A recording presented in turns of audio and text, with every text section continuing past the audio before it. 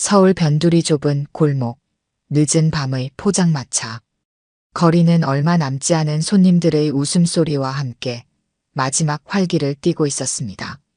시원한 밤 공기가 불어오는 가운데 주변 상점들은 대부분 문을 닫았지만 이곳만은 여전히 불빛이 환했습니다. 적색 조명 아래 서린 고소한 기름 냄새와 술 냄새가 뒤섞인 포장마차 안, 이른바 철구라 불리는 건달이 부하 2명을 데리고 들어섰습니다. 그들의 발걸음은 이미 술에 많이 취해 있음을 보여주고 있었죠. 철구의 눈은 불안정하게 흔들렸고 입가에는 흘러나오는 비웃음이 멈추지 않았습니다. 사장님, 오늘도 장사 잘 되세요? 우리 단골인데 서비스 하나 주셔야죠. 철구의 목소리는 필요 이상으로 컸습니다. 마치 자신의 존재감을 모두에게 과시하려는 듯 했어요. 손에 든 소주잔을 마구 흔들며 테이블을 두드리는 소리가 포장마차 안을 울렸습니다. 사장은 난감한 표정으로 철구를 바라보았습니다. 그의 눈빛에는 또 저 사람이구나라는 체념이 깃들어 있었죠. 손님들은 자연스럽게 시선을 돌렸고 각자의 술잔만 바라보며 상황에 끼어들지 않으려 했습니다. 사장님, 이렇게 반응이 없으시면 섭섭한데 오늘 장사 잘 됐잖아요. 안 그래요? 철구는 말끝마다 목소리를 높였고 그의 부하들은 멍청한 웃음을 지으며 철구의 말에 맞장구를 쳤습니다. 사장은 억지 미소를 지으며 안주 하나를 더 내놓았지만 철구의 불만은 사그라들지 않았습니다. 이게 뭐야? 우리 같은 단골한테 이것밖에 안 줘요? 아쉽네, 정말. 철구가 비웃듯 말하자 그의 부하들도 따라 웃었습니다. 그들은 마치 무언가 대단한 일을 한 것처럼 서로의 어깨를 두드렸죠. 그들의 행동에 몇몇 손님은 자리를 떠났고 포장마차 분위기는 순식간에 무거워졌습니다. 이때 포장마차 구석에 조용히 앉아있는 노인들이 있었습니다. 그들은 회색 군복 같은 옷차림으로 둘러앉아 막걸리를 나눠 마시고 있었어요. 5명 정도 되는 그들은 같은 또래로 보였고 말없이 술잔을 기울이며 서로를 바라볼 뿐이었습니다. 그들의 굳은 살 박힌 손과 깊게 패인 주름은 평범한 노인들과는 다른 무게감을 전했죠. 철구는 아직 그들을 눈치채지 못했습니다. 그저 포장마차 안을 자신의 영역인 것처럼 휘젓고 다니며 술잔을 높이 들어올릴 뿐이었죠. 노인들은 그런 철구의 행동을 보면서도 아무런 반응을 보이지 않았습니다. 다만 가끔 서로 눈빛을 교환할 뿐이었습니다. 포장마차 안의 손님들은 철구의 행동에 불편함을 느끼면서도 굳이 맞서려 하지 않았습니다. 이런 상황은 아마도 처음이 아닌 듯했죠. 누군가가 일어서서 자리를 떠나려 하자 철구는 그를 향해 소리쳤습니다. 어이, 벌써 가게? 재미있는데. 자리 좀 더 같이 하지. 당혹감에 찬 표정으로 그 손님은 걸음을 재촉했고 철구는 실망한 듯한 표정을 지으며 다른 먹잇감을 찾기 시작했습니다. 그의 시선은 포장마차 안을 둘러보며 누구를 괴롭힐지 탐색하고 있었죠. 구석에 앉은 노인들 무리는 여전히 조용했습니다. 그들의 눈빛에는 이 모든 상황을 지켜보는 깊은 통찰이 있었지만 아직은 움직이지 않았습니다. 마치 오랜 세월을 통해 배운 인내로 적절한 순간을 기다리는 듯했죠. 철구는 자신의 존재감이 약해지는 것을 느꼈는지 더욱 큰 목소리로 포장마차 안을 휘젓기 시작했습니다. 그의 시선이 이리저리 돌아다니다가 마침내 한쪽 구석에 홀로 앉아 국밥을 먹고 있는 남자에게 고정됐습니다. 피로한 얼굴로 묵묵히 식사하고 있는 그 남자는 전형적인 직장인처럼 보였죠. 여기 혼자 드시는 아저씨, 뭐 그렇게 맛있게 드세요? 철구의 목소리에 놀란 남자는 숟가락을 든 채로 잠시 멈췄습니다. 그의 눈에는 당혹감이 역력했어요. 아무에게도 방해받지 않고 조용히 식사를 마치고 싶다는 바람이 얼굴에 쓰여 있었지만 철구는 그런 기색을 무시한 채 다가갔습니다. 아저씨, 혼자 드시면 심심하잖아요. 우리랑 같이 한잔해요. 철구가 취객의 테이블 앞에 서서 소주잔을 내밀었습니다. 그의 눈빛에는 단순한 친절이 아닌 위협이 깃들어 있었죠. 취객은 고개를 가로저으며 숟가락을 내려놓았습니다. 괜찮습니다. 저는 곧 일어날 거라서. 그의 조심스러운 거절에 철구의 얼굴이 순간 일그러졌습니다. 부드러운 미소는 온데간데 없이 사라지고 날카로운 눈초리로 남자를 쏘아보았죠. 왜 그래요? 같이 마시자는데? 기분 나쁘게 만들지 마세요. 철구의 목소리에는 이제 위협이 묻어났습니다. 그의 부하들도 자리에서 일어나 철구 뒤로 다가섰죠. 취객의 얼굴이 창백해졌습니다. 그는 무언가 말하려다 입을 다물었고 주변을 둘러보았지만 아무도 그를 도와줄 기미는 보이지 않았습니다. 제가 오늘은 피곤해서. 취객이 더듬거리며 말하는 순간 철구는 갑자기 손을 뻗어 국밥 그릇을 쳐냈습니다. 쨍그랑. 순식간에 국밥이 바닥에 쏟아지고 그릇이 깨지는 소리가 포장마차 안을 울렸습니다. 뜨거운 국물이 취객의 바지에 튀었고 그는 놀라서 자리에서 벌떡 일어났습니다. 포장마차 안의 손님들이 모두 놀라 그쪽을 쳐다보았지만 곧 고개를 돌려 모르는 척했죠. 아이고, 미안해요. 손이 미끄러졌네. 철구는 전혀 미안한 기색 없이 비웃었습니다. 그의 부하들도 키득거리며 웃음을 참지 못했죠. 취객은 당황한 표정으로 바지에 묻은 국물을 닦으려 했지만 이미 옷은 엉망이 되어 있었습니다. 이봐요, 돈 좀 줘요. 내가 새 바지 사야겠네. 철구가 갑자기 손을 내밀었습니다. 취객의 얼굴이 더욱 창백해졌습니다. 무고한 피해자가 오히려 돈을 요구받는 상황에 당혹스러워하며 그는 말을 더듬었습니다. 제가. 왜요? 왜냐니 내 기분을 상하게 했잖아요. 그리고 여기 분위기도 엉망으로 만들었고. 철구의 부조리한 요구에 취객은 어쩔 줄 몰라 했습니다. 그는 주머니에서 지갑을 꺼내려다 잠시 망설였죠. 이 상황에서 돈을 내주는 것이 옳은지 고민하는 표정이었습니다. 빨리요. 시간 없어.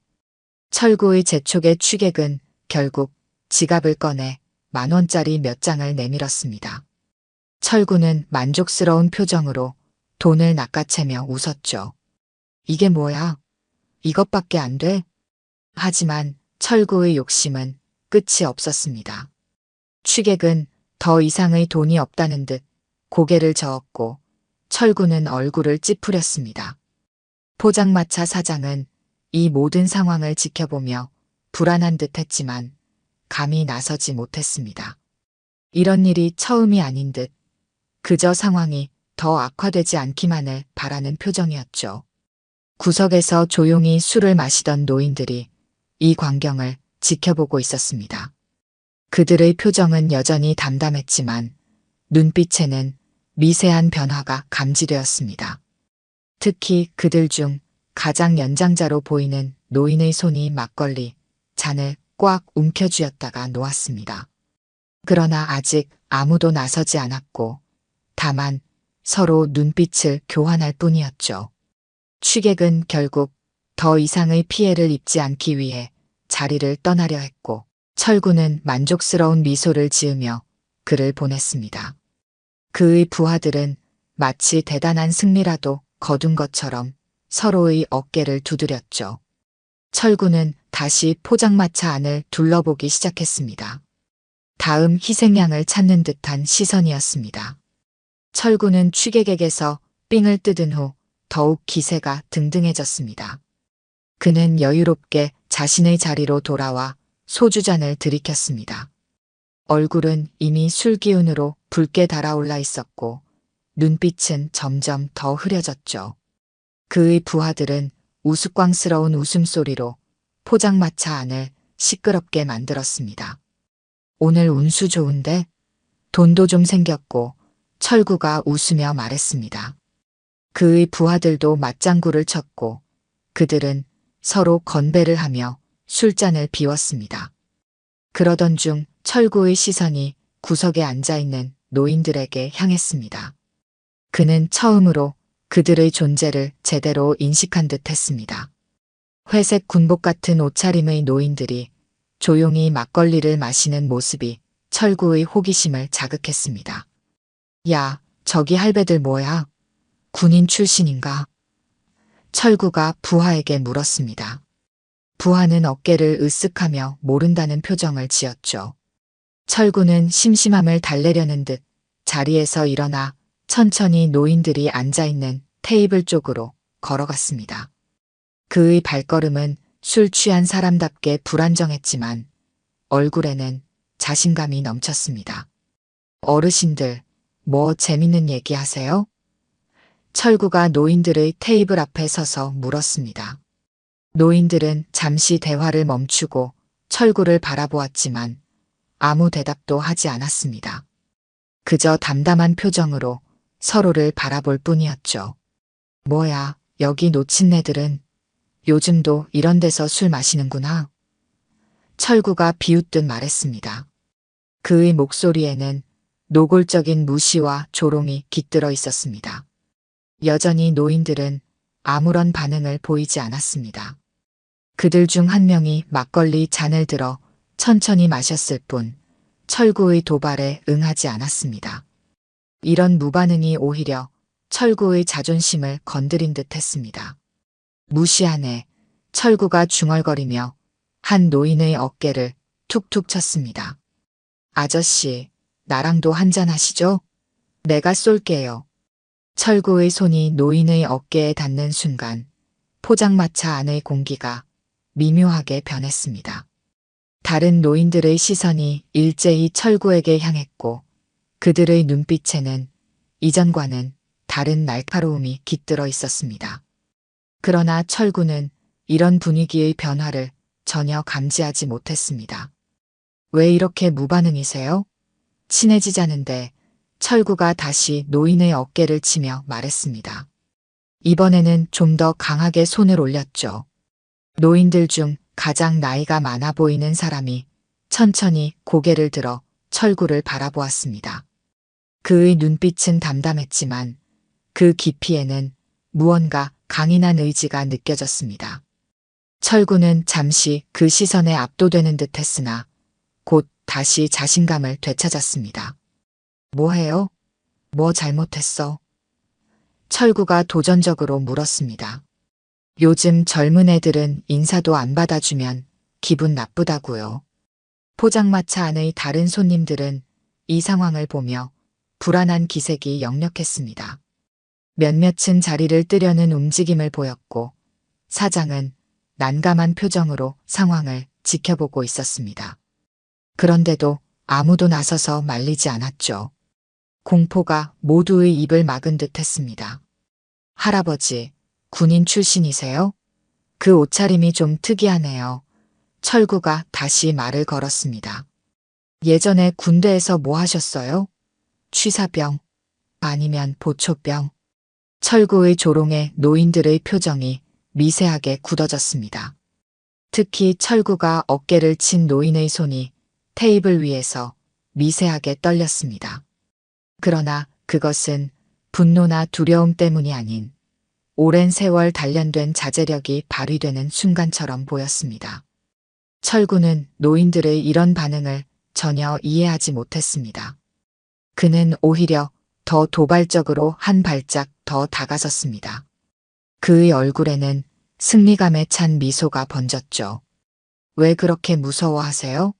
그냥 친해지고 싶었을 뿐인데 철구가 가식적인 웃음을 지으며 말했습니다. 할아버지들 시대에는 이렇게 친해지는 거 아니었어요? 그 순간 노인들 사이에 묘한 긴장감이 흘렀습니다. 그들은 서로 눈빛을 교환했고 무언가 묵시적인 의사소통이 오가는 듯 했습니다. 철구가 어깨를 친 노인은 여전히 묵묵히 앉아 있었지만 그의 자세에는 미세한 변화가 감지되었습니다.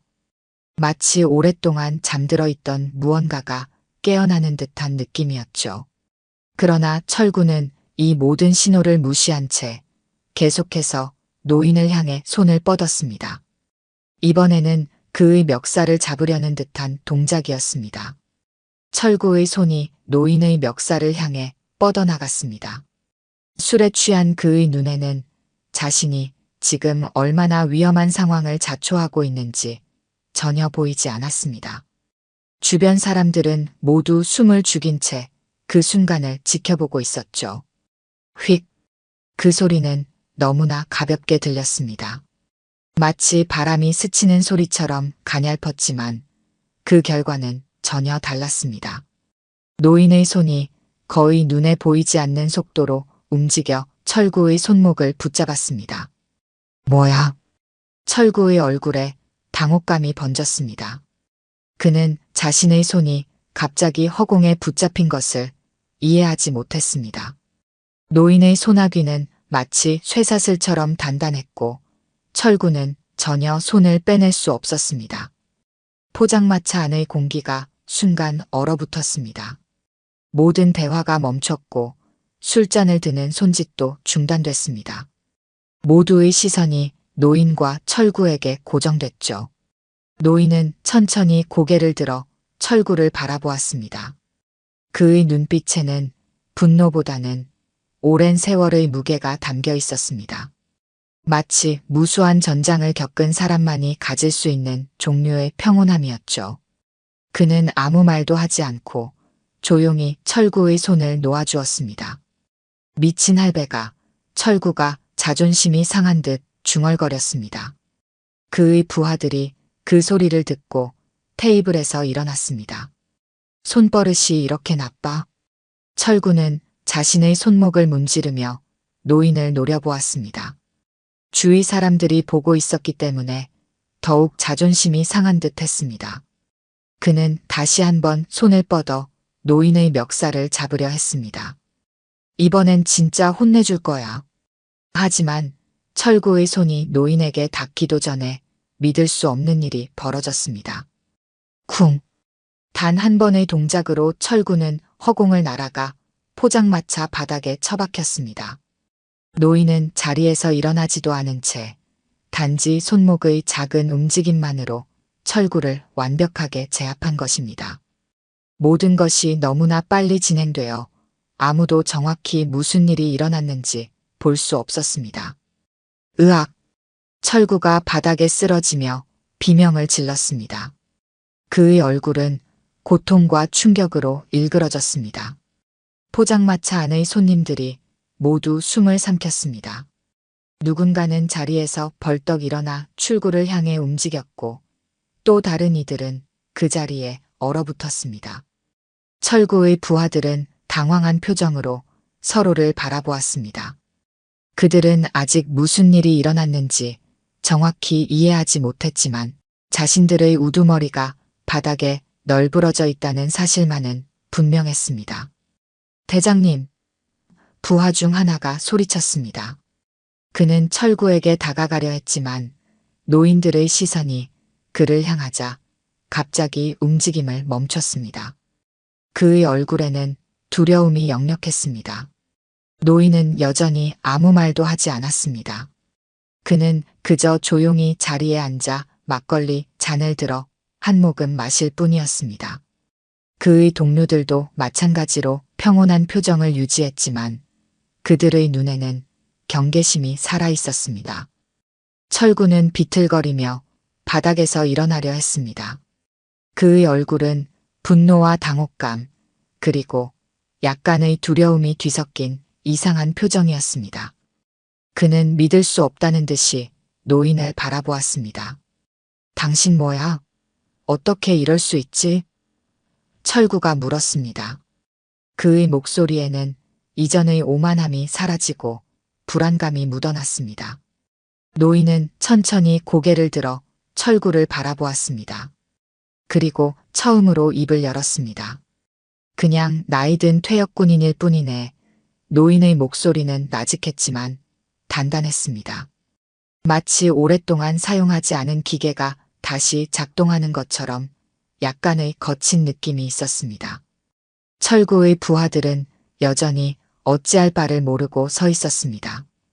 그들은 상황을 제대로 파악하지 못했지만 본능적으로 이 노인들이 보통 사람들이 아니라는 것을 직감했습니다. 어르신들, 죄송합니다. 우리 대장이 술이 과해서. 한 부하가 조심스럽게 말을 꺼냈습니다. 그의 목소리에는 불안감이 가득했습니다. 노인은 그 말에 아무런 반응도 보이지 않았습니다. 그는 다시 동료들과 조용히 술잔을 기울일 뿐이었습니다. 마치 방금 전의 일이 전혀 중요하지 않다는 듯이 행동했습니다. 포장마차 사장은 충격에서 벗어나 재빨리 상황을 수습하려 했습니다. 그는 철구와 그의 부하들에게 다가갔습니다. 손님들, 오늘은 그만 가시는 게 어떨까요? 다들 술이 과하신 것 같은데. 사장의 목소리에는 간절함이 묻어났습니다. 철구는 바닥에서 완전히 일어나 옷을 털었습니다. 그의 얼굴은 여전히 분노로 달아올라 있었지만 눈빛에는 경계심이 깃들어 있었습니다. 그는 자신이 상대하는 사람들이 누구인지 이제야 조금씩 의심하기 시작한 듯 했습니다. 철구는 비틀거리며 일어서서 주변을 둘러보았습니다. 포장마차 안의 모든 사람들이 그를 바라보고 있었습니다. 그의 얼굴이 수치심과 분노로 점점 더 붉어졌습니다. 평소 건달로서 쌓아온 자존심이 한순간에 무너진 것 같은 기분이었죠. 이 늙은이가. 철구의 목소리는 분노로 떨렸습니다. 그는 주먹을 꽉 쥐었고 그의 눈에는 복수심이 가득했습니다. 부하들 중 하나가 앞으로 나서서 철구의 팔을 잡았습니다. 대장님, 그만하시죠. 여기서 나가는 게 좋을 것 같습니다. 하지만 철구는 부하의 손을 강하게 뿌리쳤습니다. 술기운과 자존심이 그의 이성을 완전히 마비시킨 듯 했습니다. 그는 절대 이대로 물러설 수 없다고 생각했죠. 내가 왜 물러나? 이런 늙은이한테 당할 수는 없어. 철구가 소리쳤습니다. 다른 부하도 앞으로 나서서 철구를 말리려 했습니다. 대장님, 진정하세요. 저 할아버지들 뭔가 심상치 않습니다. 그 부하의 눈에는 공포가 서려 있었습니다. 그는 본능적으로 노인들의 위험성을 감지한 듯 했죠. 하지만 철구는 듣지 않았습니다. 비켜. 철구가 부하들을 밀쳐내며 소리쳤습니다. 포장마차 안의 공기가 다시 한번 긴장감으로 가득 찼습니다. 손님들은 더 많이 자리를 피했고 사장은 어쩔 줄 몰라 하며 상황을 지켜보고 있었습니다.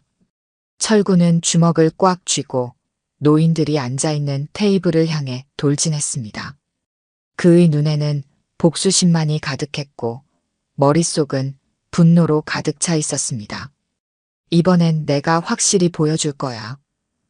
철구가 소리치며 노인을 향해 주먹을 휘둘렀습니다. 그러나 노인은 여전히 자리에 앉은 채 놀라운 속도와 정확성으로 철구의 움직임을 완벽하게 봉쇄했습니다.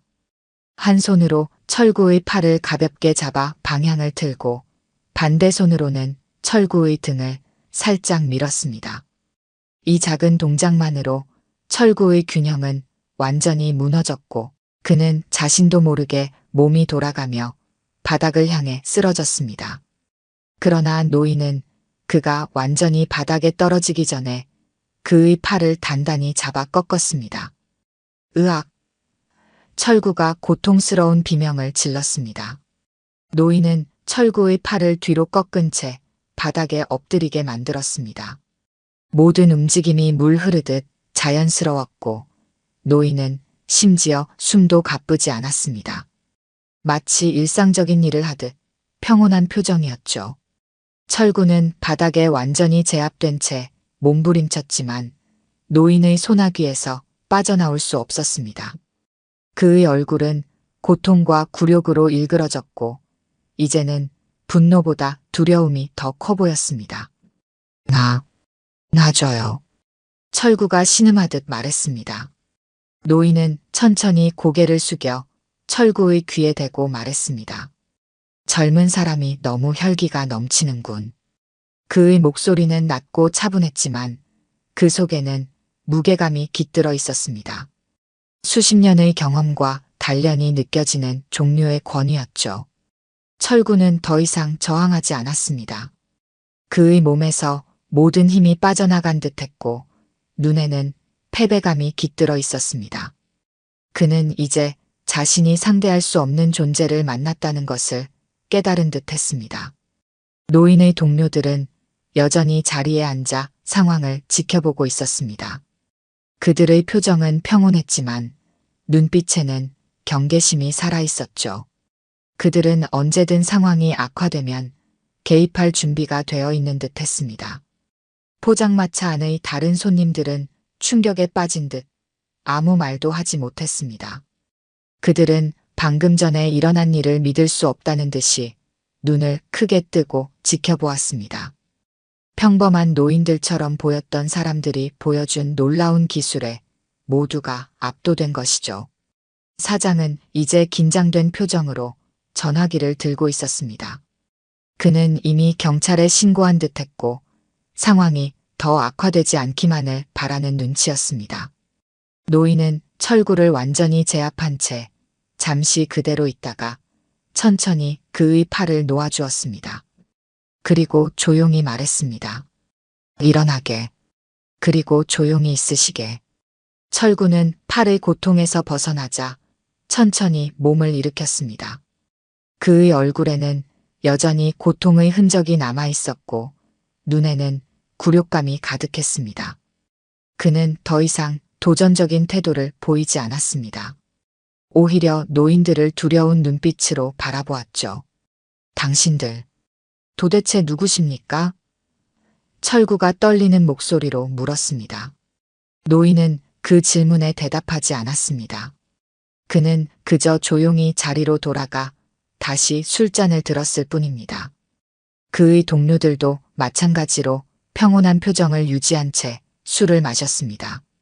철구의 부하들은 이제 완전히 겁에 질린 표정으로 서로를 바라보았습니다. 그들은 더 이상 상황을 어떻게 해야 할지 알 수 없었고 그저 철구가 더 이상 문제를 일으키지 않기를 바랄 뿐이었습니다. 대장님, 이제 그만 가시죠. 경찰이 곧 올 겁니다. 한 부하가 조심스럽게 말했습니다. 철구는 여전히 노인들을 바라보며 서 있었습니다. 그의 눈에는 이해할 수 없는 감정이 뒤섞여 있었습니다.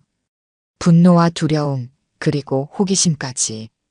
그는 자신이 지금 마주한 이들이 누구인지 알고 싶어 했지만 더 이상 물어볼 용기는 없었습니다. 포장마차 밖에서 경찰차 사이렌 소리가 들려왔습니다.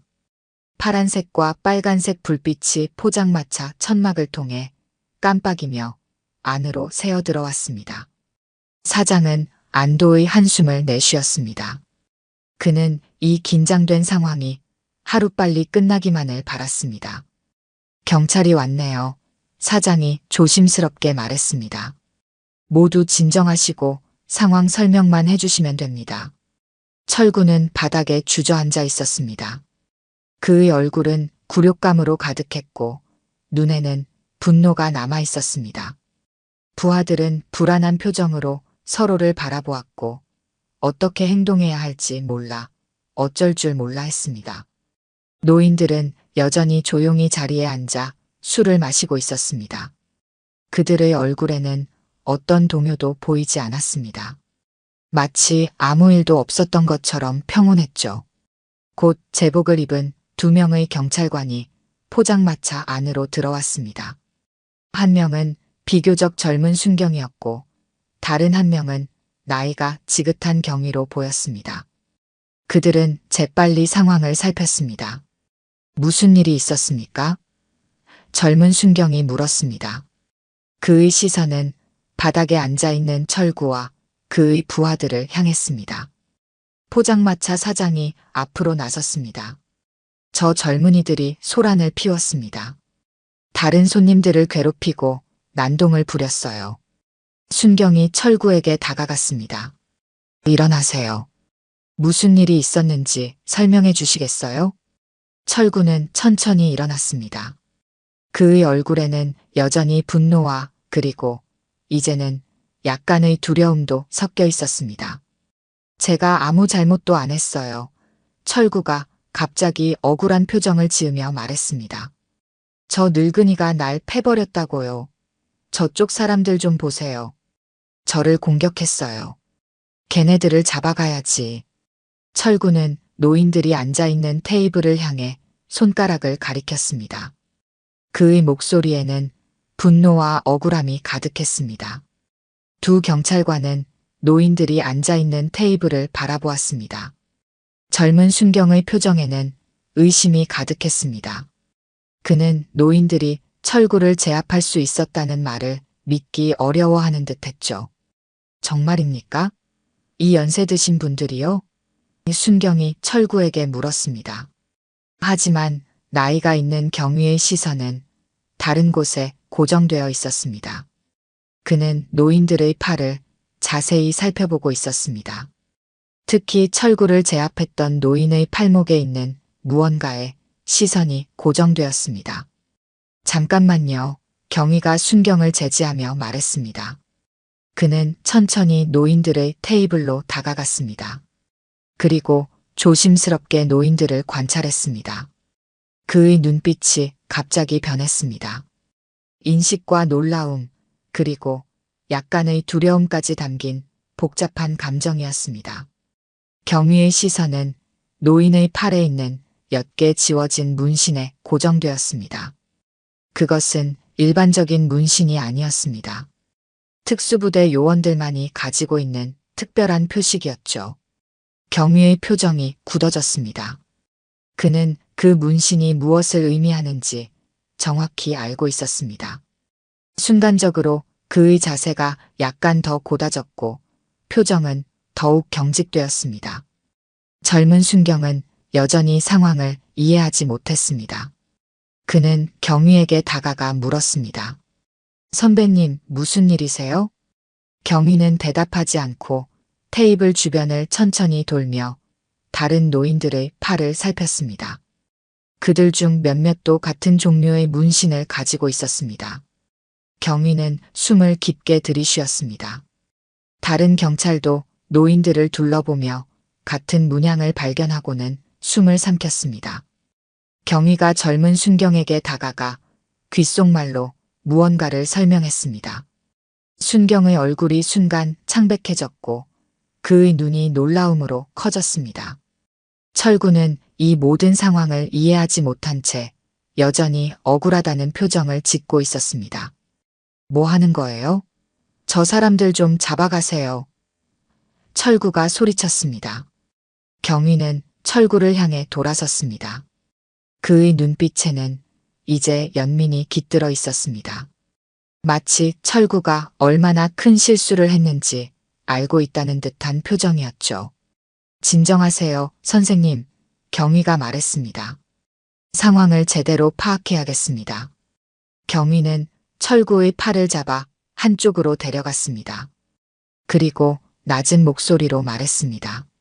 선생님, 오늘 매우 운이 없으셨네요. 저분들을 건드리지 말았어야 했습니다. 철구는 여전히 상황을 이해하지 못했습니다. 그의 눈에는 혼란스러움이 가득했습니다. 무슨 말씀이세요? 저 할배들이 뭐가 대단하다고요? 경위는 고개를 저었습니다. 그는 더 이상 설명하지 않고 순경에게 돌아가 조용히 지시를 내렸습니다. 순경은 고개를 끄덕이며 철구와 그의 부하들에게 다가갔습니다. 세 분 다 저희와 함께 가셔야겠습니다. 공공장소에서의 소란 행위로 조사가 필요합니다. 철구는 항의하려 했지만 부하들이 그를 말렸습니다. 그들은 이제 상황이 자신들에게 불리하게 돌아갔다는 것을 깨달은 듯 했습니다. 경위는 노인들의 테이블로 다시 다가갔습니다. 그는 공손하게 고개를 숙이며 말했습니다. 죄송합니다, 어르신들. 불편을 끼쳐드려 죄송합니다. 저희가 데리고 가겠습니다. 노인들은 고개를 끄덕였을 뿐 별다른 말은 하지 않았습니다. 그들은 여전히 평온한 표정으로 술을 마시고 있었습니다. 포장마차 안의 분위기가 미묘하게 변했습니다. 이제 모든 사람들이 노인들을 다른 시선으로 바라보기 시작했습니다. 그들의 눈에는 호기심과 경외심이 뒤섞여 있었습니다. 누군가는 자리에서 일어나 조용히 포장마차를 빠져나갔고 다른 이들은 작은 목소리로 속삭이기 시작했습니다. 철구와 그의 부하들이 경찰에게 인계되는 동안 젊은 순경은 여전히 혼란스러운 표정으로 경위에게 물었습니다. 그들은 포장마차에서 조금 떨어진 곳에 서 있었고 노인들이 들을 수 없는 거리였습니다. 선배님, 대체 저분들이 누구시길래 이렇게 조심하는 겁니까? 경위는 한숨을 내쉬며 주변을 살폈습니다. 그리고 목소리를 낮추어 말했습니다. 설마 이분들이? 그의 목소리에는 놀라움과 경외심이 섞여 있었습니다. 마치 오랫동안 전설로만 들어왔던 존재를 실제로 마주한 사람의 반응 같았습니다. 젊은 순경의 얼굴에는 여전히 의문이 가득했습니다. 그는 선배가 말하려는 바를 정확히 이해하지 못했습니다. 누구요? 그냥 퇴역군인 아닌가요? 경위는 고개를 저었습니다. 그의 눈에는 복잡한 감정이 어려 있었습니다. 단순한 퇴역군인이 아니야. 저분들은 우리나라 최고의 비밀 작전을 수행했던 사람들이지. 순경은 여전히 이해하지 못한 듯 했습니다. 경위는 주위를 다시 한번 살피고 목소리를 더 낮추었습니다. 저 문신 봤지? 일반인들은 모르는 특수 표식이야. 북파 공작원들만 가지고 있는 거야. 순경의 눈이 놀라움으로 커졌습니다. 그는 북파 공작원이라는 단어를 들어본 적이 있었습니다. 군사 독재 시절 북한으로 침투해 작전을 수행했던 특수부대원들을 가리키는 말이었죠. 그들의 존재는 오랫동안 기밀로 유지되었고 대부분의 사람들에게는 그저 전설로만 남아 있었습니다. 설마요. 그 전설의 북파 공작원들이 정말 존재한다고요? 경위는 고개를 끄덕였습니다. 그의 표정은 진지했습니다. 맞다. 전설 속 그 사람들이다. 내 아버지가 군인이셨는데 가끔 그분들 이야기를 해주셨어. 목숨을 걸고 적진에 침투해 불가능한 임무를 수행했던 사람들이지. 대부분은 돌아오지 못했고 살아 돌아온 이들도 공로를 인정받지 못했지. 국가는 그들의 존재를 부인했으니까. 순경은 포장마차 안을 바라보았습니다. 평범한 노인처럼 보였던 그들의 모습이 이제는 전혀 다르게 보였습니다. 그들의 단단한 손과 날카로운 눈빛, 그리고 그 평온함 뒤에 숨겨진 강인함이 이제야 이해되었습니다. 그럼 저 할아버지들이 진짜 북파 공작원 출신이라는 거예요? 경위는 고개를 끄덕였습니다. 틀림없어. 그 문신은 속일 수 없는 증거야. 그들만의 표식이지. 나도 몇 번 본 적이 있어. 우연히 목욕탕에서 한 노인의 팔에서 봤는데 그때도 이렇게 가슴이 뛰더라고. 두 경찰은 잠시 침묵에 빠졌습니다. 그들의 눈에는 존경심이 깃들어 있었습니다. 국가를 위해 목숨을 걸었지만 그 공로를 인정받지 못한 사람들에 대한 경외감이었죠. 저 건달이 얼마나 큰 실수를 한 거예요? 순경이 물었습니다.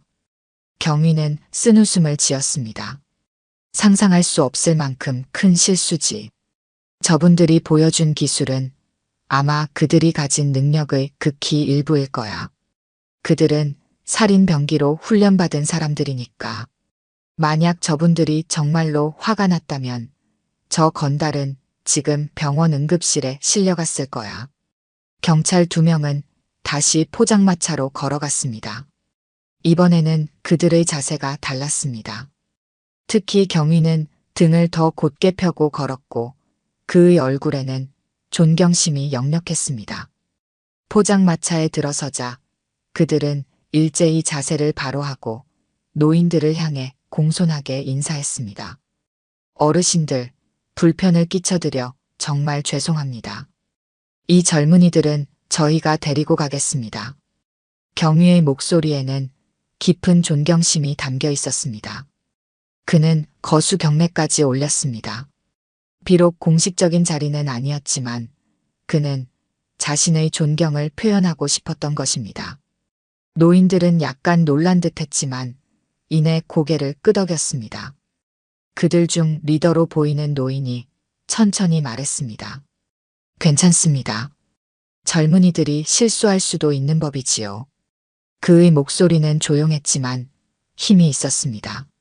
오랜 세월의 무게가 느껴지는 그런 종류의 목소리였습니다.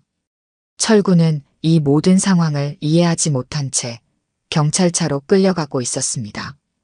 그는 여전히 억울하다는 표정이었고 경찰들의 태도, 변화에 더욱 혼란스러워했습니다. 뭐야? 왜 공손해지는 거야? 철구가 중얼거렸습니다.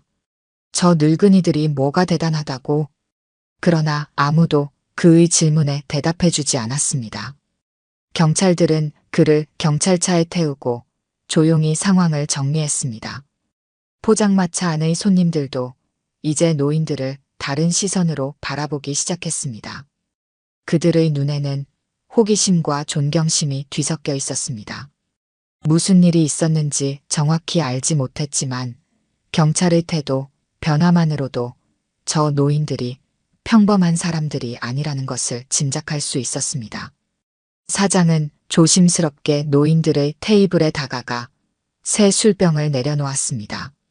어르신들, 저희 가게에서 불편한 일이 있으셔서 죄송합니다. 이건 제가 드리는 겁니다. 노인들은 사장에게 고마움의 뜻으로 고개를 끄덕였습니다. 그들은 여전히 큰 동요 없이 평온한 표정을 유지했습니다. 경찰차가 서서히 포장마차 앞에서 출발했습니다. 창문 너머로 철구의 혼란스러운 얼굴이 보였습니다. 그는 여전히 상황을 이해하지 못했고 그의 눈에는 더 많은 질문이 가득했습니다. 포장마차 안의 분위기는 서서히 평온을 되찾았습니다. 노인들은 다시 조용히 술을 마시며 자신들만의 대화를 이어갔습니다. 그러나 이제 모든 사람들은 그들이 어떤 존재인지 알게 되었고 그 사실이 포장마차 안에 묘한 긴장감을 만들어냈습니다. 경찰차가 포장마차 앞을 떠난 후에도 긴장감은 쉽게 가시지 않았습니다. 손님들은 소곤소곤 대화를 나누며 노인들을 흘끔거렸고 사장은 평소보다 더 조심스럽게 음식과 술을 서빙했습니다. 누구나 느낄 수 있었습니다. 이 노인들이 단순한 퇴역군인이 아니라는 사실을요. 경찰차 안에서 철구는 창밖을 바라보며 여전히 상황을 이해하지 못하고 있었습니다. 그의 얼굴에는 분노와 혼란이 뒤섞여 있었죠. 부하들은 고개를 숙인 채 아무 말도 하지 않았습니다. 그들은 이미 큰 실수를 했다는 것을 직감적으로 알고 있었습니다. 대체 무슨 일이 있었던 거야? 철구가 경찰들에게 물었습니다. 왜 갑자기 태도가 바뀐 거죠? 저 노인네들이 뭔데요? 베테랑 경위는 룸미러로 철구를 바라보았습니다. 그의 눈에는 복잡한 감정이 섞여 있었습니다. 그는 한숨을 쉬며 천천히 말했습니다. 내가 지금 덤빈 사람들이 누군지 알면 기절할걸.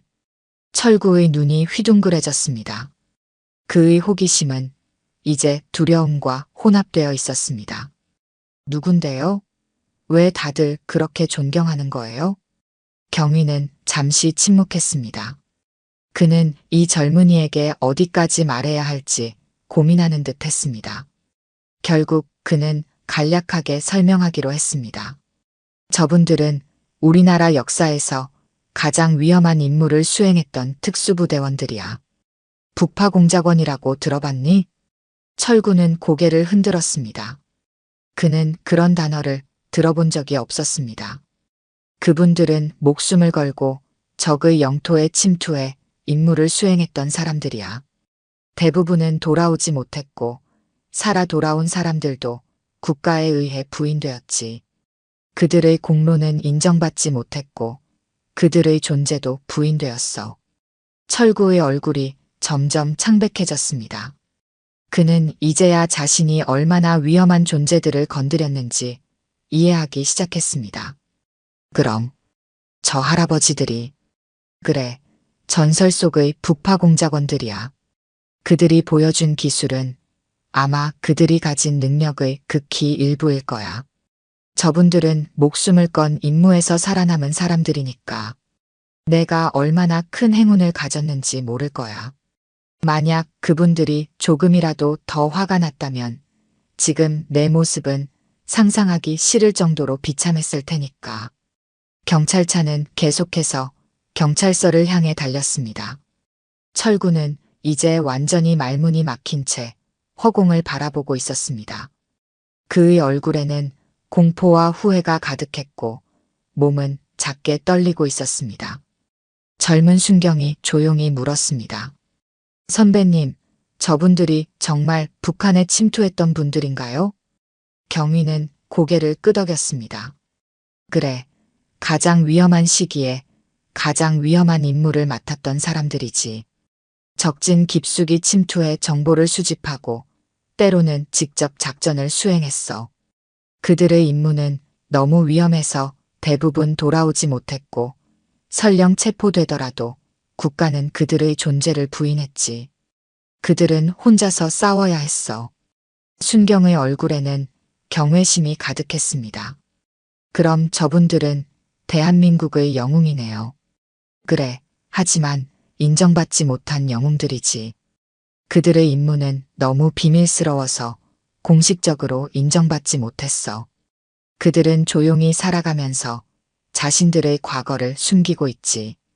오늘처럼 우연히 그 실체가 드러나는 경우는 아주 드물어. 포장마차로 돌아가 보면 노인들은 여전히 조용히 술을 마시고 있었습니다. 그들의 대화는 평범했고 웃음소리도 간간히 들렸습니다. 누가 보더라도 그저 오랜 친구들끼리 모여 술 한 잔 기울이는 평범한 노인들 같았죠. 하지만 이제 모든 사람들은 그들이 평범하지 않다는 것을 알고 있었습니다.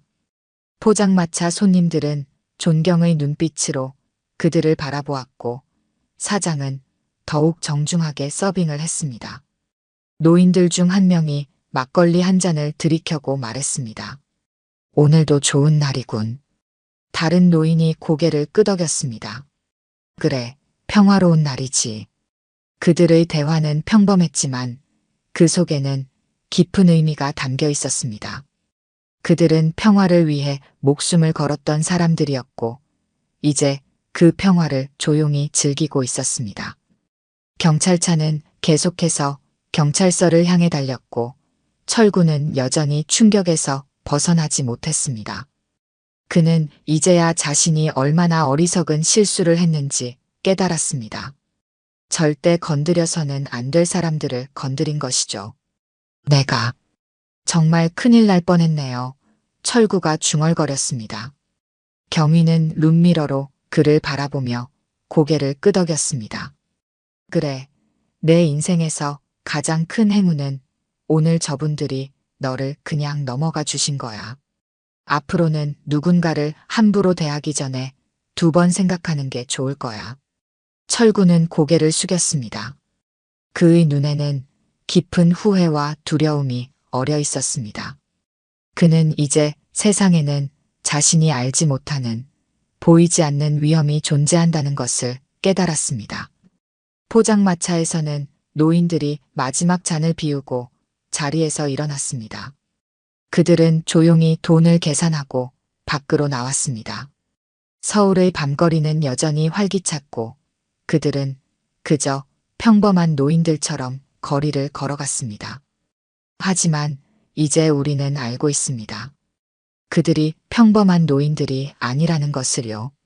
그들은 역사의 그림자 속에서 조국을 위해 목숨을 바쳤던 영웅들이었습니다. 그리고 오늘 밤 그들의 존재는 잠시나마 빛 속으로 드러났다가 다시 조용히 그림자 속으로 사라졌습니다. 카메라는 경찰차에 실려가는 철구의 복잡한 표정과 거리를 조용히 걸어가는 노인들을 번갈아 비추며 천천히 멀어집니다. 그리고 마침내 전설의 북파공작원 오비들의 뒷모습이 서울의 밤거리에 녹아들며 화면은 서서히 어두워집니다. 국제선 비행기 이코노미 클래스 안은 승객들의 소음으로 가득 찼습니다. 좁은 통로를 지나 허름한 회색 점퍼와 낡은 면바지를 입은 박순희 할머니가 72A 좌석으로 천천히 걸어갔어요. 30분 전 탑승 게이트에서 시작된 할머니의 걸음은 조금 느렸지만 확신에 차 있었습니다. 좌석에 도착한 박순희 할머니는 가방을 머리 위 선반에 올리려고 했어요. 손이 조금 떨렸습니다. 나이 들면서 예전처럼 힘이 넘치진 않았죠. 그 모습을 본 옆자리 승객, 값비싼 정장을 입은 중년 남성이 눈살을 찌푸렸습니다. 아이고, 좋은 날에 재수 없게 됐네. 남성은 할머니가 들을 수 있을 만큼 크게 중얼거렸어요. 이윽고 할머니가 자리에 앉자 남성은 자리에서 벌떡 일어났습니다. 저기요, 승무원님. 제 좌석을 바꿔주실 수 없을까요? 내가 원래 1등석 타는 사람인데 만석이라 이코노미라니. 이게 무슨 꼴입니까? 승무원은 공손하게 사과했지만 모든 좌석이 이미 배정되어 있어 변경이 불가능하다고 설명했어요. 남성은 짜증을 내며 자리로 돌아왔습니다. 정말 최악이네. 이 좁은 데서 노인 냄새까지 나고. 남성이 크게 한숨을 내쉬며 말했죠. 주변 승객들이 그의 무례함에 불편한 눈길을 보냈지만 아무도 나서지 않았어요. 그저 불편한 상황을 외면하기에 바빴습니다. 할머니는 창가에 앉아 묵묵히 창밖을 바라볼 뿐이었죠. 눈가에 깊게 패인 주름은 많은 세월을 담고 있었습니다. 손은 무릎 위에 가지런히 놓여 있었고 표정은 고요했어요. 마치 수십 년간 참아온 무언가가 있는 듯한 깊은 인내가 느껴졌습니다. 할머니, 비행기 타는 것도 힘드실 텐데 그냥 집에 계시지 왜 고생을 사서 하세요? 남성이 비꼬는 투로 물었죠. 할머니는 여전히 아무 대꾸도 하지 않았어요. 그저 창밖의 구름을 응시할 뿐이었습니다. 할머니의 눈빛은 무언가 깊은 사연을 품고 있는 듯했지만 누구도 그것에 관심을 두지 않았죠. 기내 방송이 울리며 비행기가 이륙을 준비한다는 안내가 나왔어요. 승객들은 안전벨트를 매고 이륙을 준비했습니다. 남성은 계속해서 불평을 늘어놓았지만 할머니는 그 어떤 반응도 보이지 않았죠. 오랜 세월 동안 무시와 편견을 견뎌온 사람 특유의 고요함이 그녀에게서 느껴졌습니다. 비행기가 활주로를 달리기 시작했어요. 엔진 소리가 커지며 기체가 지면을 떠나 하늘로 향했습니다. 박순희 할머니의 눈에 잠시 빛이 스쳤죠. 마치 하늘이 그녀에게 특별한 의미가 있는 것처럼. 하지만 그 순간은 금세 지나갔고 할머니는 다시 평온한 표정을 되찾았어요. 누구도 모르는 이 노인의 과거, 그녀가 품고 있는 이야기, 그리고 곧 맞이하게 될 운명적인 순간을 아무도 예상하지 못했습니다. 비행기가 안정적인 고도에 도달하자 기내의 긴장감이 조금씩 누그러졌습니다. 안전벨트 착용 표시등이 꺼지고 승무원들이 기내식 준비를 시작했어요. 부드러운 엔진 소음만이 객실을 채우고 있었죠. 창밖으로는 푸른 하늘과 솜사탕 같은 구름이 펼쳐져 있었습니다. 승무원들이 음료 카트를 밀고 다니며 승객들에게 음료를 제공하기 시작했어요. 옆자리의 거만한 남성은 여전히 불만스러운 표정이었습니다. 그는 승무원이 다가오자마자 얼굴을 찌푸리며 와인을 요구했죠. 레드 와인 주세요. 아니, 그냥 화이트로 주시겠어요? 1등석에서는 프랑스산 와인을 제공하던데 여기서는 어떤 걸 주는지 궁금하네요. 승무원은 미소를 유지하며 정중하게 화이트 와인을 건넸습니다. 남성은 와인 잔을 들고 한 모금 마신 후 인상을 썼어요. 역시 이코노미는 다르군요. 이런 걸 와인이라고 제공하다니. 박순이 할머니는 승무원이 다가오자 조용히 차 한 잔을 부탁했습니다. 그녀의 목소리는 낮고 차분했어요. 승무원이 따뜻한 차를 건네자 할머니는 가볍게 고개를 숙여 감사 인사를 했죠. 그녀는 천천히 차를 마시며 창밖을 바라보았습니다. 승객들 대부분이 기내식과 음료를 받고 각자의 시간을 보내기 시작했어요. 어떤 이는 영화를 보고 어떤 이는 책을 읽고 또 어떤 이는 잠을 청했습니다. 기내의 분위기는 한결 편안해졌죠. 할머니는 어디 여행 가시는 거예요? 옆자리 남성이 갑자기 물었습니다. 질문의 어조는 진심으로 궁금해서라기보다는 시간을 때우기 위함이었어요. 할머니는 천천히 그를 바라보았죠. 딸을 만나러 가는 길입니다. 짧고 간결한 대답이었어요. 할머니의 눈빛은 더 이상의 대화를 원치 않는다는 의사를 분명히 전달했습니다. 남성은 코웃음을 치며 자신의 태블릿으로 시선을 돌렸죠. 그래요. 자식 덕은 볼만하시네요. 해외여행까지 시켜주고. 할머니는 그의 말에 대꾸하지 않았습니다. 그저 차를 조금 더 마시며 창밖을 응시할 뿐이었어요. 그녀의 손가락은 차가운 창문에 살짝 닿았습니다. 오랜 세월의 흔적이 묻어나는 거칠고 주름진 손가락이었지만 어딘가 강인함이 느껴졌죠. 기내식이 도착했고 승객들은 식사를 시작했습니다. 남성은 끊임없이 불평했어요. 음식이 식었다. 양이 적다. 맛이 없다는 등 온갖 불만을 늘어놓았죠. 반면에 박순이 할머니는 묵묵히 식사를 했습니다. 그녀는 음식 하나하나를 천천히 하지만 정확하게 먹었어요. 마치 오랜 규율과 절제 속에서 살아온 사람처럼 말이죠. 식사가 끝나고 승무원들이 트레이를 수거해 갔습니다. 남성은 태블릿으로 영화를 보기 시작했어요. 가끔씩 웃음을 터뜨리거나 혼잣말을 하며 옆자리 할머니의 평온을 방해했죠. 하지만 할머니는 여전히 그 어떤 반응도 보이지 않았습니다. 박순이 할머니는 조용히 작은 사진 한 장을 꺼내 바라보았어요. 낡은 흑백 사진 속에는 젊은 여성이 조종사 유니폼을 입고 서 있었습니다. 할머니의 입가에 희미한 미소가 번졌죠. 그러나 그것도 잠시, 곧 사진을 다시 가방에 넣고 눈을 감았습니다. 비행기는 평온하게 하늘을 가로질러 날아가고 있었어요. 아무도 이 평화로운 순간이 곧 끝날 것이라고는 예상하지 못했습니다. 그리고 그 누구도, 특히 옆자리의 거만한 남성은 이 조용한 할머니가 곧 모두의 운명을 바꾸게 될 것이라는 사실을 상상조차 하지 못했죠. 평온했던 기내 분위기는 갑작스러운 기내 방송으로 순식간에 바뀌었습니다. 불안한 기색이 역력한 여성 승무원의 목소리가 객실에 울려 퍼졌어요. 승객 여러분, 죄송합니다만 긴급 상황이 발생했습니다. 기장님께서 갑작스러운 건강 문제로 의식을 잃으셨어요. 현재 부기장님이 조종을 맡고 있지만 도와줄 사람이 필요한 상황입니다. 순간 객실 안이 얼어붙었죠. 눈 깜짝할 사이에 승객들 사이에서 동요가 일기 시작했습니다. 누군가 작게 비명을 질렀고 여기저기서 불안한 목소리가 들려왔어요. 뭐라고요?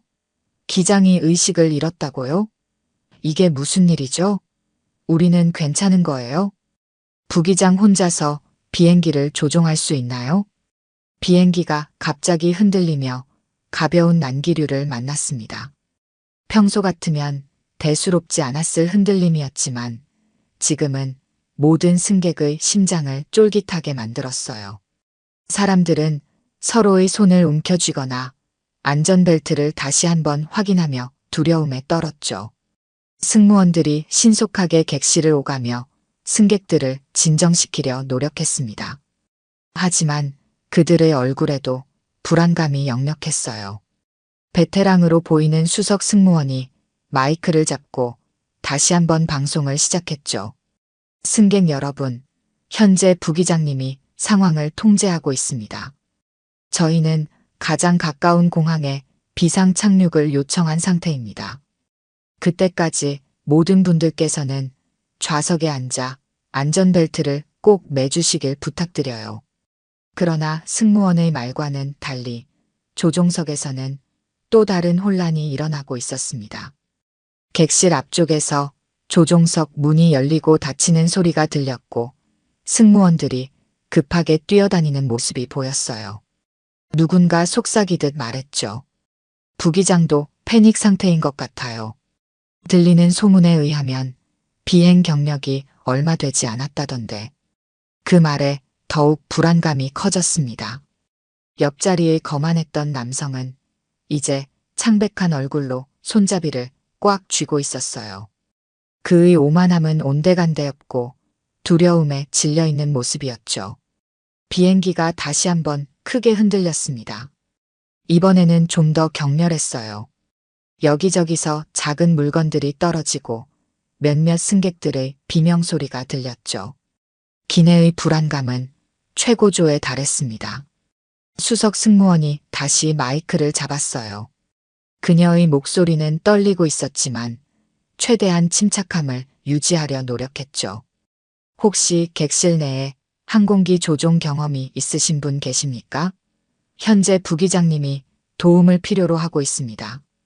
그 말에 객실은 더욱 조용해졌습니다.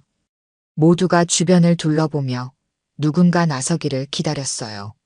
하지만 아무도 손을 들지 않았죠. 기내에 조종사는 없었습니다. 한 승객이 불안한 목소리로 물었어요. 조종사가 없으면 어떻게 되는 거죠? 우리 다 죽는 건가요? 그 말에 객실은 순식간에 혼란에 빠졌습니다. 승객들은 서로 말을 하기 시작했고 일부는 기도를 시작했으며 다른 이들은 서로를 부둥켜 안고 울기 시작했어요. 공포와 혼란이 객실을 지배했죠. 그런 와중에도 박순희 할머니는 놀라울 정도로 침착했습니다. 그녀는 여전히 창밖을 바라보고 있었지만 이제 그녀의 눈빛이 달라졌어요. 무언가를 계산하고 판단하는 듯한 날카로운 시선으로 비행기의 상태를 관찰하고 있었죠. 비행기가 다시 한번 흔들렸습니다. 이번에는 급격한 고도 하강이 느껴졌어요. 산소 마스크가 천장에서 떨어졌고 비상등이 깜빡이기 시작했죠. 승객들의 비명소리가 객실을 가득 채웠습니다. 조종할 수 있는 사람 없나요? 제발요. 누군가 절박하게 외쳤어요. 이제 모든 승객은 생존에 대한 절박함으로 가득 찼습니다. 공항에 무사히 도착할 수 있을지 아니면 이것이 마지막 순간이 될지 모르는 불확실함 속에서 모두가 두려움에 떨고 있었죠. 비상 상황 속에서도 박순희 할머니의 손은 떨리지 않았습니다. 그녀는 조용히 안전벨트를 풀고 일어섰어요. 아무도 그녀에게 주목하지 않았죠. 모두가 자신의 공포에 사로잡혀 있었으니까요. 하지만 그녀의 눈빛은 확고했고 걸음은 의외로 단단했습니다. 기내는 완전한 혼돈에 빠져 있었습니다. 승객들은 공포에 질려 울부짖고 어떤 이들은 사랑하는 사람들에게 마지막 메시지를 보내려 휴대폰을 꺼내고 있었어요. 승무원들은 동요된 승객들을 달래려 애쓰고 있었지만 그들의 얼굴에도 두려움이 역력했죠. 수석 승무원이 다시 한번 마이크를 들었습니다. 그녀의 목소리는 이제 거의 간절함으로 가득했어요. 승객 여러분, 다시 한번 부탁드립니다. 비행기를 조종할 수 있는 분이 계시다면 꼭 알려주세요. 부기장님이 도움을 필요로 하고 있습니다. 잠시 침묵이 흘렀죠. 그리고 또다시 비행기가 흔들렸습니다. 이번 흔들림은 이전보다 더 격렬했어요. 암모든 승객이 자신의 좌석에 꽉 붙잡고 숨을 멈췄죠. 비행기를 조종할 수 있는 사람이 없다는 거예요? 이렇게 많은 사람 중에 한 남성 승객이 절망적으로 외쳤습니다. 그 말에 객실 안의 불안감은 더욱 고조되었어요. 그때 옆자리의 거만한 중년 남성이 갑자기 웃음을 터뜨렸죠. 그것은 공포와 불안이 뒤섞인 어색한 웃음이었습니다. 남성은 박순이 할머니를 향해 고개를 돌렸어요. 할머니, 혹시 비행기라도 조종할 줄 아세요? 하. 그의 말에 주변 몇몇 승객이 그를 쳐다보았습니다. 추태를 부리는 그에게 차가운 시선을 보내는 이들도 있었지만 불안감을 떨쳐내기 위해 신경질적으로 웃는 이들도 있었어요. 여기서 제일 오래 사셨을 테니 옛날 비행기라도 몰아보셨겠네요. 그때는 프로펠러 비행기였을까요, 할머니? 남성은 계속해서 박순이 할머니를 향해 조롱의 말을 이어갔습니다. 극도의 공포 상황에서 자신의 불안감을 타인에 대한 조롱으로 표출하고 있었어요. 그의 이마에는 식은땀이 흐르고 있었죠. 한 여성 승객이 남성을 향해 분노의 눈빛을 보냈습니다. 지금이 그런 말을 할 때입니까? 우리 모두 같은 상황이에요. 하지만 남성은 아랑곳하지 않았죠. 그는 계속해서 할머니를 향해 말을 이어갔습니다. 아니면 전쟁 때 전투기라도 몰아보셨어요? 하, 우리 할머니 세대는 다 그런 거 배우셨죠? 지금이야말로 그 실력을 발휘할 때인데요. 그의 말에 또 다른 승객이 끼어들었어요. 제발 그만하세요. 이 상황에서 왜 노인을 괴롭히십니까? 남성은 땀에 젖은 얼굴로 웃음을 계속 이어갔습니다. 그것은 공포에 질린 사람의 히스테리에 가까웠어요. 왜요? 우리 다 죽게 생겼는데 마지막으로 웃어보는 것도 나쁘지 않잖아요. 할머니, 정말 비행기 운전 못하시는 거죠? 지금이야말로 숨겨진 실력을 보여주실 때인데. 박순이 할머니는 여전히 아무런 반응도 보이지 않았습니다. 하지만 이제 그녀의 눈빛은 더욱 단단해졌어요. 그녀는 흔들리는 비행기 안에서도 놀라울 정도로 침착함을 유지하고 있었죠. 남성은 계속해서 할머니를 조롱했습니다. 저기 승무원님, 이 할머니한테도 한번 물어보세요. 비행기의 앞뒤도 구분 못할 것 같지만 우리가 선택할 수 있는 게 많지 않잖아요. 몇몇 승객들이 남성을 향해 분노의 시선을 보냈지만 또 다른 이들은 그의 말에 신경질적으로 웃기 시작했어요. 극단적인 공포 상황에서 사람들의 반응은 각기 달랐죠. 그래도 할머니가 조종석에 들어가면 기내식이라도 더 줄까요? 아니면 비행기가 할매 비행으로 바뀌는 건가? 하하. 남성의 웃음소리가 객실에 울려 퍼졌습니다. 그의 조롱은 계속됐지만 할머니는 여전히 침묵을 지켰어요. 단지 그녀의 눈이 살짝 가늘어질 뿐이었죠. 비행기가 다시 한번 격렬하게 흔들렸습니다. 이번에는 산소 마스크가 모두 내려왔어요. 승객들은 더욱 공포에 질려 아우성쳤죠. 그제서야 남성의 웃음이 멈췄습니다. 그는 공포에 질린 얼굴로 산소 마스크를 움켜쥐었어요. 바로 그때였죠. 박순이 할머니가 조용히 자리에서 일어났습니다. 그녀의 움직임은 느렸지만 확고했어요. 그녀는 흔들리는 비행기 안에서도 놀라울 정도로 안정적인 자세로 서 있었죠. 남성은 할머니를 올려다보았습니다. 그의 얼굴에는 조롱과 공포가 뒤섞여 있었어요. 하지만 그 순간 할머니의 눈빛이 바뀌었죠. 그것은 더 이상 평범한 노인의 눈빛이 아니었습니다. 박순이 할머니는 기내 통로에 서서 조용히 주변을 살폈습니다. 비행기가 불안정하게 흔들리는 상황에서도 그녀의 자세는 놀라울 정도로 안정적이었어요. 72년의 세월이 담긴 그녀의 눈에는 이제 날카로운 집중력이 깃들어 있었죠. 승무원들이 당황한 표정으로 그녀를 바라보았습니다.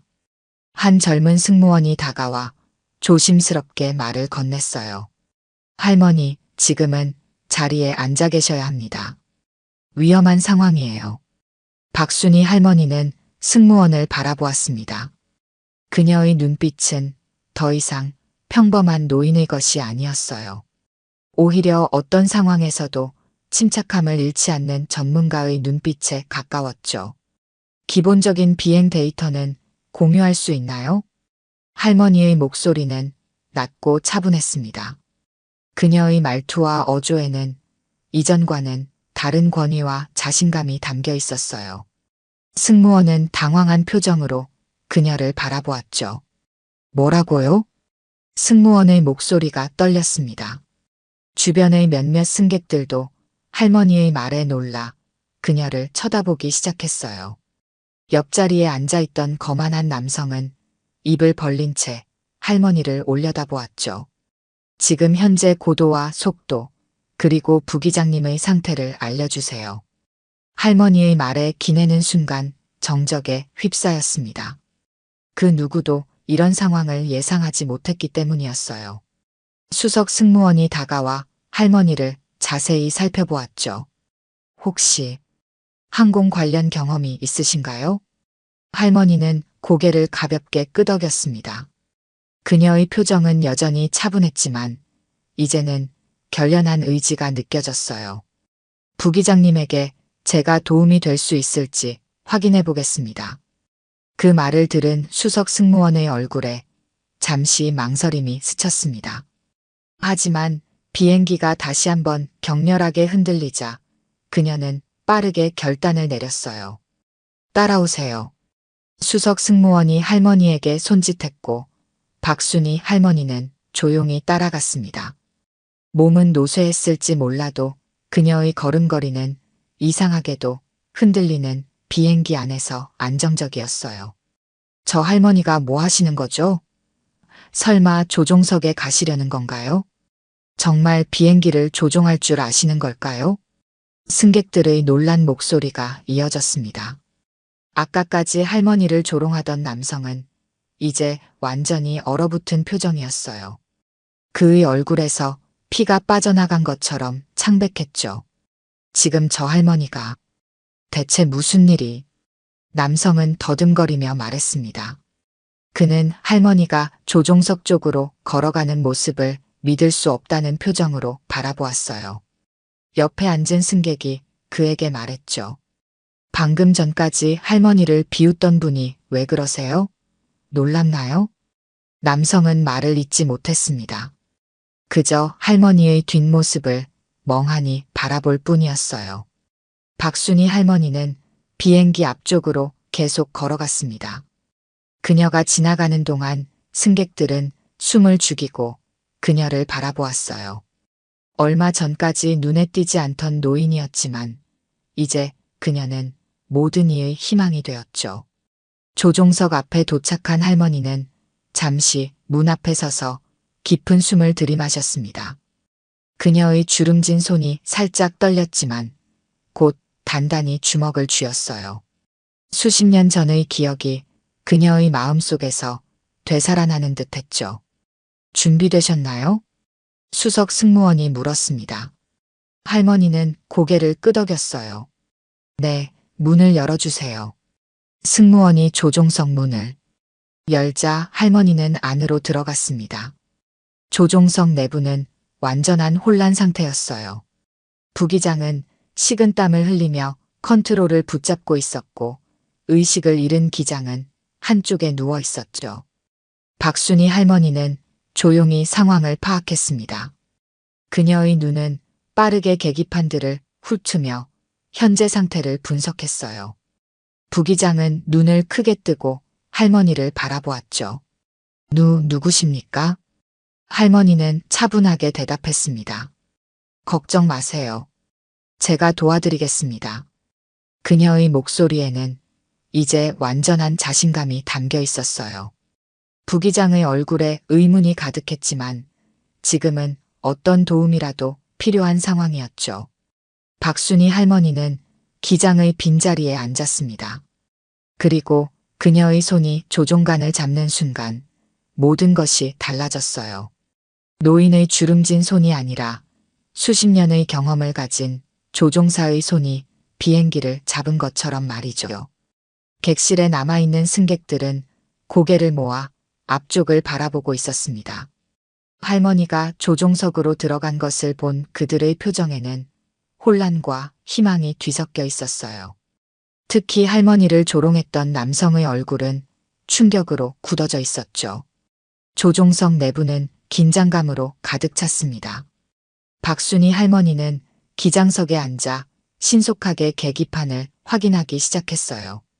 그녀의 손길은 놀라울 정도로 능숙했고 눈빛은 날카롭게 집중되어 있었죠. 부기장은 할머니를 의심스럽게 바라보았습니다. 정말 비행기를 조종하실 수 있으신가요? 부기장의 목소리는 떨림과 의심으로 가득했어요. 박순희 할머니는 고개를 끄덕이며 차분하게 대답했습니다. 비행 속도와 고도는 유지하고 있나요? 그녀의 질문은 정확했고 전문적이었죠. 부기장은 놀란 표정으로 고개를 끄덕였습니다. 네, 하지만 조금씩 고도가 낮아지고 있어요.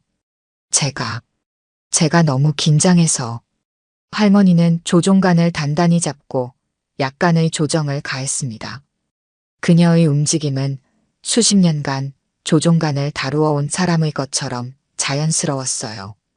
연료 잔량과 자동 항법 시스템 상태를 알려주세요. 부기장은 할머니의 명확한 지시에 따라 데이터를 확인했습니다. 그의 얼굴에는 여전히 의문이 가득했지만 할머니의 자신감 있는 모습에 조금씩 안정을 찾기 시작했어요. 연료는 충분합니다. 목적지까지 4시간 여유가 있어요. 자동항법 시스템은 현재 반작동 상태입니다. 최근 난기류로 인해 일부 기능이 불안정해졌죠. 할머니는 신속하게 계기판의 다양한 버튼과 스위치를 조작했습니다. 그녀의 손놀림은 현대식 항공기를 다루는데 약간의 생소함이 있었지만 기본 원리를 완벽하게 이해하고 있는 듯했어요. 관제탑과 연결해 주세요. 현재 상황을 보고하고 비상 착륙 가능한 가장 가까운 공항을 확인해야 합니다. 부기장은 할머니의 지시를 따르며 통신 장비를 작동시켰습니다.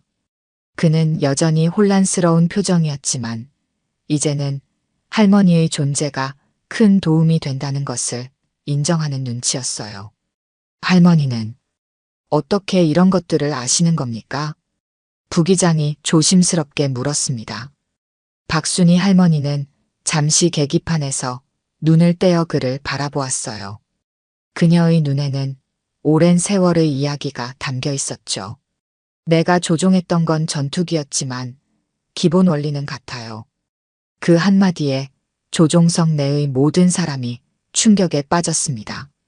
수석 승무원은 입을 다물지 못하고 할머니를 바라보았어요. 부기장의 눈은 놀라움으로 크게 떠졌죠. 전투기요? 혹시 군 출신이십니까? 할머니는 대답 대신 집중해서 비행기의 균형을 잡았습니다. 비행기의 흔들림이 조금씩 줄어들기 시작했어요. 그녀의 손길은 수십 년의 경험이 느껴지는 확실함이 있었죠. 1970년대 초반 대한민국 공군 최초의 여성 전투기 조종사였습니다. 할머니가 짧게 자신을 소개했어요. 그녀의 목소리는 담담했지만 그 속에는 자부심이 묻어났죠.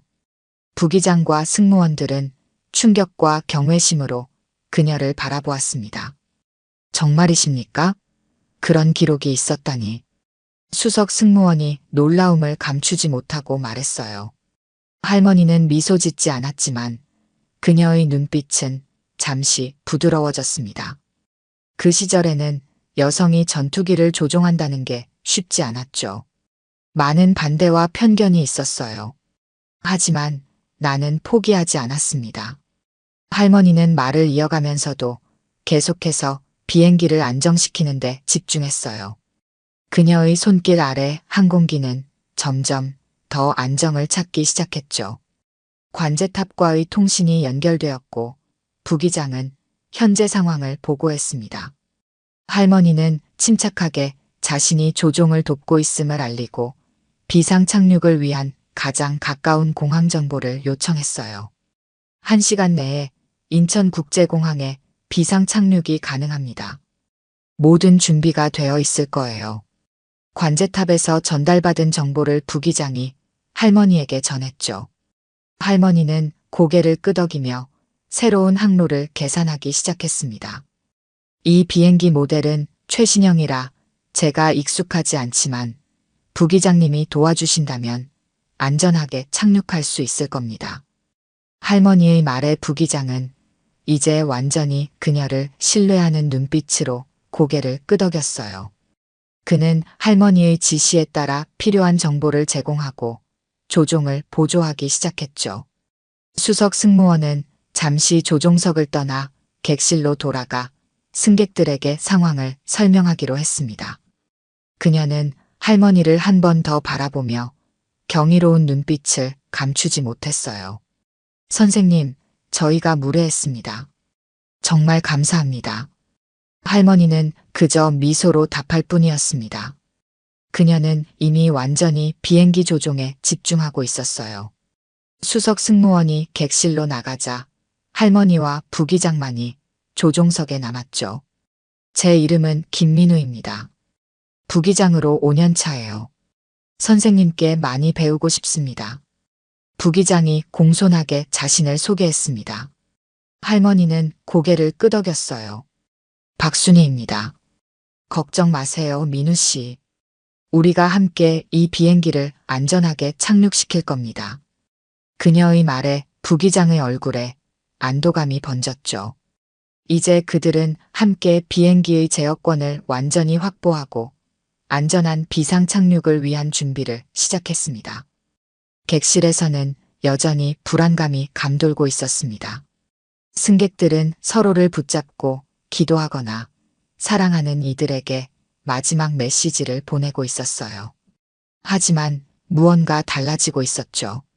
비행기의 흔들림이 점점 줄어들고 비상등도 꺼지기 시작했습니다.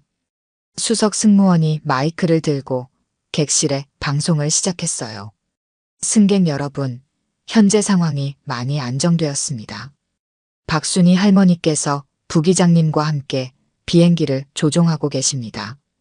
1시간 내에 인천국제공항에 비상 착륙할 예정이니 모두 자리에 앉아 안전벨트를 매고 계시기 바랍니다.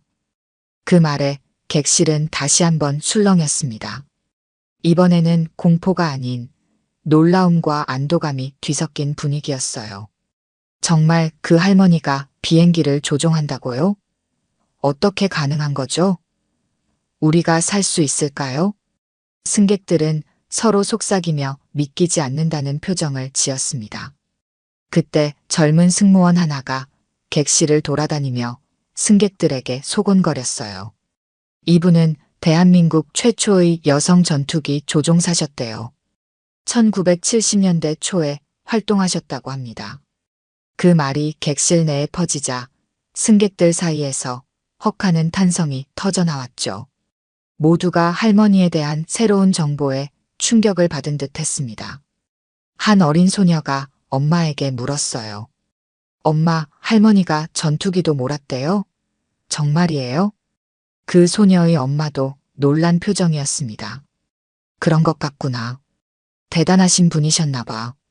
객실 앞자리에서는 아까까지 할머니를 조롱하던 거만한 남성이 창백한 얼굴로 앉아 있었어요. 그의 손은 떨리고 있었고 이마에는 식은땀이 맺혀 있었죠. 옆자리 승객이 그에게 말을 건넸습니다. 좀 전에 할머니를 조롱하셨던 분 맞죠? 지금 기분이 어떠세요? 남성은 아무런 대답도 하지 못했어요. 그저 고개를 푹 숙인 채 자신의 손만 바라보고 있었습니다. 그의 얼굴에는 후회와 부끄러움이 가득했죠. 비행기는 이제 완전히 안정을 찾았습니다. 승무원들도 훨씬 안정된 모습으로 객실을 돌아다니며 승객들을 진정시켰어요. 한 승무원이 기내 방송을 통해 추가 정보를 전달했죠. 박순희 선생님과 부기장님의 노력으로 비행기가 안정되었습니다. 약 50분 후 인천국제공항에 비상 착륙할 예정입니다. 모든 비상 요원들이 공항에서 대기 중이니 걱정하지 마시고 승무원들의 안내에 따라주시기 바랍니다. 승객들 사이에서 안도의 한숨이 터져나왔습니다. 몇몇은 박수를 치기 시작했어요. 처음에는 조심스럽게, 그리고 점차 강렬한 박수갈채가 객실을 가득 채웠죠. 할머니한테 정말 죄송하네요. 우리 모두 그분을 오해했어요. 어떻게 그런 대단한 분을 알아보지 못했을까요? 그분 덕분에 우리가 살았습니다. 승객들은 서로 이야기를 나누며 할머니에 대한 경외심을 표현했습니다. 객실의 분위기는 완전히 달라졌어요.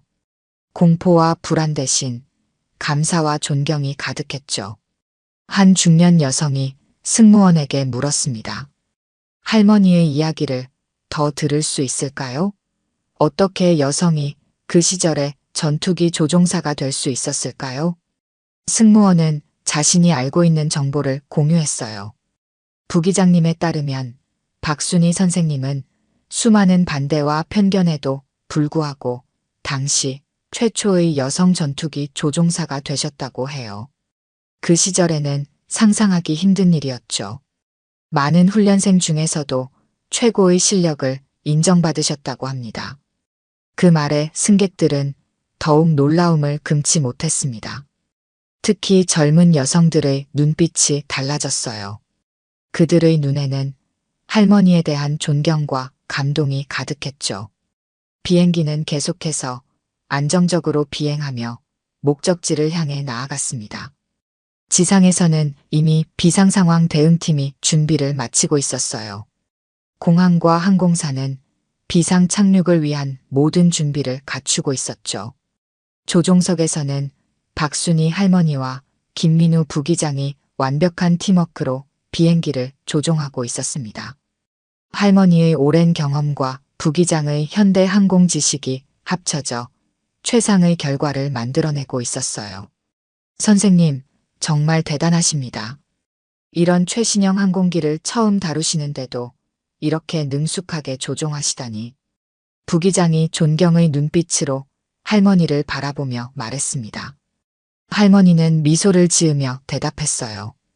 비행의 기본 원리는 크게 변하지 않았어요. 그리고 당신의 도움이 컸습니다. 부기장은 할머니의 겸손함에 더욱 감동받은 표정이었죠.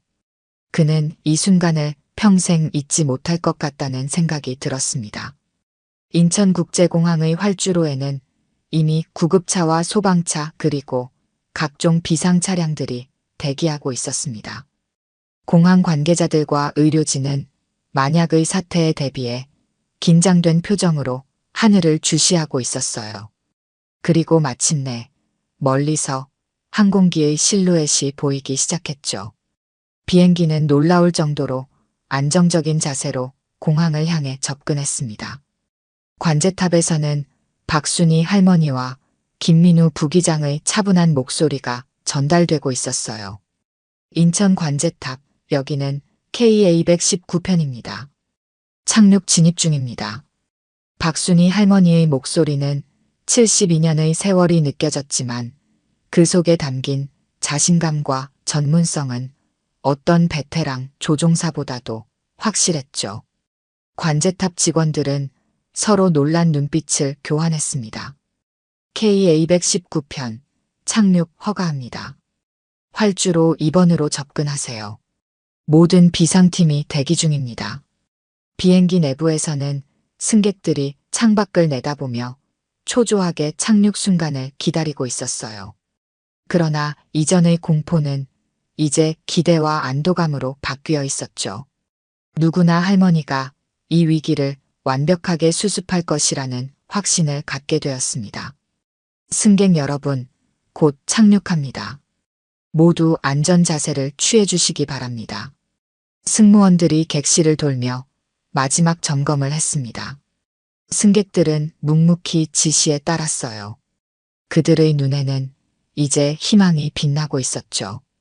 조종석에서는 박순희 할머니와 김민우 부기장이 완벽한 호흡으로 착륙을 준비하고 있었습니다. 할머니의 손은 조종간을 단단히 쥐고 있었고 그녀의 눈빛은 날카롭게 집중되어 있었어요. 착륙 기어 내려주세요. 네, 착륙 기어 정상 작동합니다. 속도 조절, 고도 감소. 지금 착륙합니다. 할머니의 차분한 지시와 부기장의 신속한 응답이 오가는 가운데 비행기는 활주로를 향해 점점 고도를 낮추었습니다. 그리고 마침내 바퀴가 활주로에 닿는 순간이 왔어요. 살짝 흔들림이 있었지만 곧 비행기는 안정을 찾았습니다. 부드럽게 그러나 확실하게 착륙에 성공한 것이었죠. 객실에서는 잠시 정적이 흘렀고 곧 이어 우렁찬 박수와 환호성이 터져나왔습니다. 우리가 살았어요. 할머니 만세. 정말 완벽한 착륙이었어요. 승객들은 기쁨의 눈물을 흘리며 서로를 부둥켜 안았습니다. 긴장으로 굳어있던 얼굴들이 환희로 가득 찼어요. 생명의 위협에서 벗어난 안도감이 객실 전체를 채웠죠. 비행기가 완전히 정지하자 비상대응팀이 신속하게 접근했습니다. 의료진이 먼저 비행기에 올라 의식을 잃은 기장을 살폈어요. 다행히 기장의 상태는 안정적이었고 신속한 치료를 받을 수 있었죠. 승객들은 차례대로 비행기에서 내리기 시작했습니다. 그들은 내리면서 승무원들에게 감사의 인사를 전했어요. 모두가 조종석 앞을 지나며 할머니를 한 번 더 보고 싶어 했지만 아직 할머니는 조종석에서 마지막 점검을 하고 있었죠. 마지막으로 박순희 할머니가 조종석에서 나와 천천히 객실을 걸어 나왔습니다. 공항으로 내리는 순간 그녀를 기다리고 있던 모든 승객과 공항 직원들이 일제히 우렁찬 박수를 보냈어요. 카메라 플래시가 터지고 기자들이 몰려들었죠. 할머니는 그저 조용히 미소 지을 뿐이었습니다. 그녀의 표정은 여전히 담담했지만 눈빛에는 자랑스러움이 깃들어 있었어요. 그때 할머니를 조롱했던 거만한 남성이 천천히 다가왔습니다. 그의 얼굴은 부끄러움과 후회로 가득했죠. 그는 할머니 앞에서 깊이 고개를 숙였어요. 정말 죄송합니다. 제가 너무 무례했어요.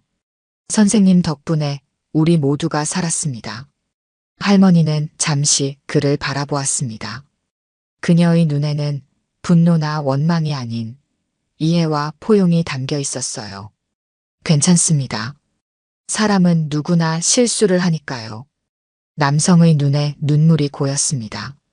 그는 다시 한번 고개를 숙이고 물러났어요. 주변의 승객들도 숙연한 표정으로 그 모습을 지켜보았죠. 공항 관계자들이 할머니에게 다가와 특별 대우를 해드리겠다고 제안했습니다. 하지만 할머니는 고개를 저었어요. 그럴 필요 없습니다. 저는 그저 해야 할 일을 했을 뿐이에요. 수석 승무원이 다가와 할머니의 손을 잡았습니다. 선생님, 저희가 무례했습니다. 정말 감사합니다. 할머니는 부드럽게 미소 지었습니다. 괜찮아요. 앞으로는 사람을 겉모습으로만 판단하지 마세요. 그 말에 승무원은 고개를 끄덕이며 눈물을 참았어요. 그녀도 처음에는 할머니를 그저 평범한 노인으로만 여겼다는 것을 인정할 수밖에 없었죠. 박순희 할머니는 조용히 공항을 빠져나갔습니다. 그녀는 누구의 도움도 거절하고 평범한 승객처럼 출구를 향해 걸어갔어요. 하지만 이제 모든 사람의 눈에 그녀는 더 이상 평범한 노인이 아니었죠. 그녀는 영웅이었습니다.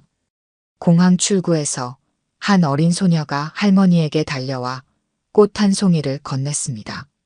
할머니, 커서 저도 할머니처럼 될래요.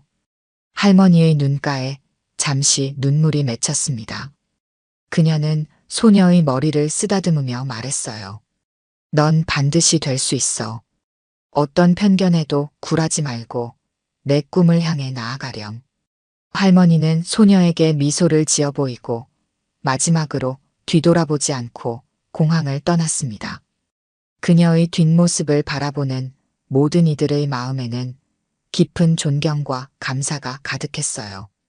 겉모습만으로 사람을 판단했던 모든 이들에게 박순희 할머니는 잊지 못할 교훈을 남겼습니다.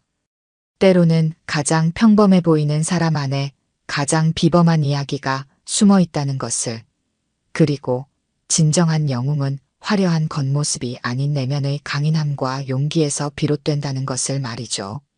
오늘 들려드린 이야기가 여러분의 마음에 작은 울림이 되었기를 바랍니다. 이야기가 좋으셨다면 좋아요와 구독 부탁드려요. 다음 사연을 들려드리는데 큰 힘이 된답니다. 그리고 여러분의 이야기도 댓글로 들려주세요. 다음 이야기 때 또 뵙겠습니다.